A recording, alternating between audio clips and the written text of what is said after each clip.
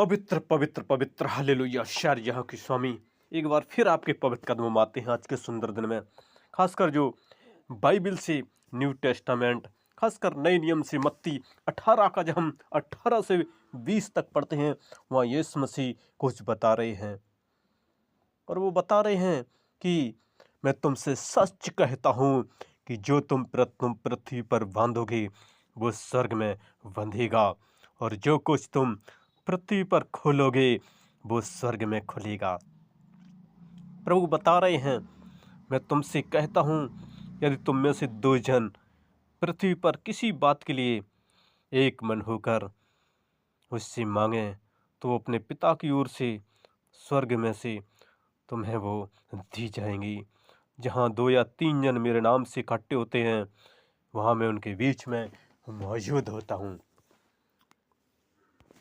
क्योंकि प्रभु का जो पवित्र वचन है वो सामर्थी वचन है, वो सर्वशक्तिमान वचन है, क्योंकि वचन ही प्रभु है। इसलिए हमें प्रभु से प्रेयर करना है।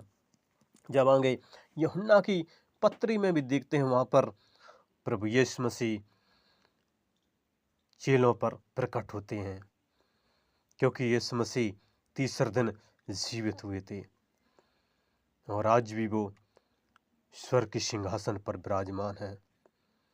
और यहाँ पर भी यूहन्ना की पत्री जब हम 20 अध्याय में जब हम लोग 19 से लेकर 23 तक देखते हैं, वहाँ प्रभु यीशु मसीह, क्योंकि वो उसी दिन जो सप्ताह का पहला दिन था, संध्या के समय जब वहाँ के द्वार जहाँ चेले थे यहूदियों के डर के मारे बंद थे, तब यीशु आए और उनके बीच में खड़ा होकर उनसे कहा, तुम्हें शांति मिले। और यह कहकर उससे अपना हाथ और अपने पाँव उनको दिखाए। तब चेले प्रभु को देखकर आनंदित हुए। यीशु ने उनसे कहा, तुम्हें शांति मिले। मैं पिता की ओर से भेजा हूँ, वैसे ही मैं भी तुमको भेजता हूँ। और कहकर कहा, लो पवित्र आत्मा लो। इसलिए प्रभु जीवित परमेश्वर है, वो सारे जहाँ का स्वामी है, क्योंकि उनकी बात कहता है, उनकी आज्ञा कहते हैं, हमें उससे दुआ करनी है, हमें प्रभु से प्रार्थना करनी है, क्योंकि उसने कहा है कि तुम जो पृथ्वी पर बांधोगे वो स्वर्ग में बंधेगा। ओ राजाओं के राजा, ओ प्रभुओं के प्रभु, आपका वचन पवित्र वचन है, क्योंकि आप ही एक हैं जो पूरे संसार में सिर्फ आप ही मुर्दों में से तीसरे दिन जी उठे थे, और अपने 40 दिन चेलों को और लोगों को आप दिखाई देते रहे, और उसके बाद आप स्वर्ग से आए थे और स्वर्ग में चले गए। लेकिन आप वादा कर गए, मैं अपने लोगों को, अपने बच्चों को, अपने बेटे बेटियों को संभालूंगा, उनको पृथ्वी पर आशीष करूंगा, और स्वर्ग में भी उनके लिए जगह तैयार करने जाता हूं, और एक दिन आऊंगा उनको ले जाऊंगा अपने स्वर्ग में, जहां सुख ही सुख है।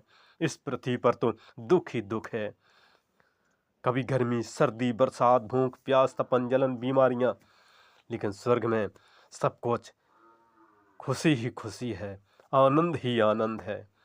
इसलिए हमें प्रभु से प्रार्थना करनी है, उनकी जय जयकार करनी है, क्योंकि उनका वचन कहता है, 6 दिन काम करो, एक दिन उनकी भवन में जाओ, आराधना करो, स्तुति प्रशंसा करो, जय जयकार करो, क्योंकि वो जय जयकार के हो गए, वो महान खुदा है, वो जीवित खुदा है। उनकी महिमा करें, क्योंकि वो राजाओं का राजा है, वो प्रभुओं का प्रभु है, वो सारी सृष्टि का मालिक है। हमें उनकी महिमा करनी है, आराधना करनी है, प्रार्थना करनी है।